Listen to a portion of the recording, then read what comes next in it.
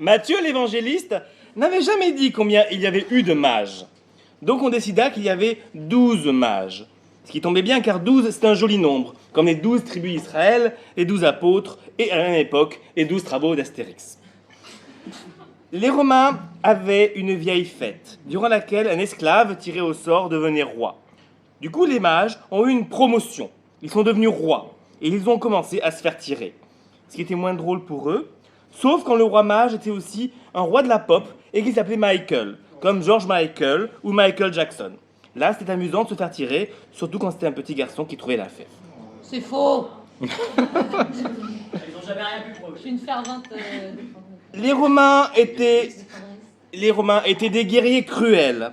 Quand ils blessaient un barbare wisigoth, ils l'enterraient vivant dans une galette. Et ils disaient que la galette était fourrée avec un wisigoth qui agonise hors service. Et un wisigoth qui agonise hors service, c'est un frangipane! Alors wisigoth c'est franc, agonise J. Ah ouais. Et hors service panne en fait. Je suis pas la seule à pas comprendre. Je suis la seule à avoir demandé. Voilà. Et puis en 3... il y en a une derrière.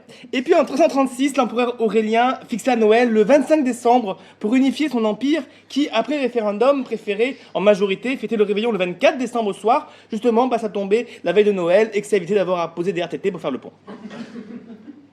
Du coup, comme les rois mages arrivaient à l'épiphanie, ils avaient 12 jours de retard. Et quand on a 12 jours de retard, c'est soit la ménopause, soit le monothéisme. Dans les deux cas, ça provoque une baisse de l'activité sexuelle. Mais avec la ménopause, au moins, on arrête de verser du sang pour rien. Au VIe siècle après Jésus-Christ, pour la première fois, les rois mages reçurent un nom. Ils furent appelés Gaspard, Melchior et Balthazar, ce qui signifie Riri, Fifi et Loulou en babylonien.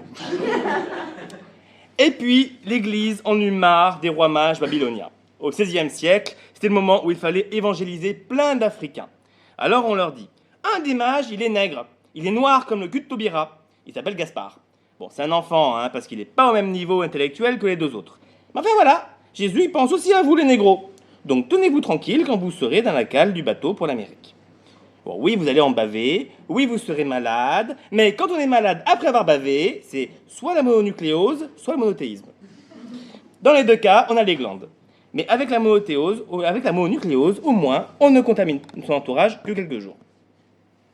Melchior, lui, était le vieux roi mage, plein de sagesse. Évidemment, c'était l'Européen. Et à l'âge de jeune adulte, il y avait Balthazar, l'Asiatique. Parce que les Asiates sont plus intelligents que les Africains, sans égaler les Européens. La preuve, l'ordre logique, même aujourd'hui, c'est que les Européens qui ont bon goût vont déjeuner chez Michel Saran, les Asiatiques qui vont à l'Asian fast-food rue Bayard, et les Africains se contentent du resto du cœur. L'histoire s'achève en 71 avec Sheila qui chante « Comme les rois mages en Galilée ». Chante bien. « Suivez les yeux l'étoile du berger ». Sauf que Jésus, il est né en Judée et pas en Galilée. Et si les rois mages avaient suivi l'étoile du berger, c'est-à-dire Vénus, qui change de place 4 fois par jour dans le ciel, eh ben, ils n'auraient pas fini de tourner dans le désert. Et quand t'es dans le désert depuis trop longtemps, tu te demandes à qui ça sert, tous ces rois un peu truqués, ces fèves qu'on te fait tirer les yeux bandés. Et ça fait une chanson, ou du slam. Et comme t'es un roi, tu dis, l'État c'est moi, et il y a un hic. Et c'est comme ça que l'État islamique dans le désert. Waouh. Bon tirage de roi à tous!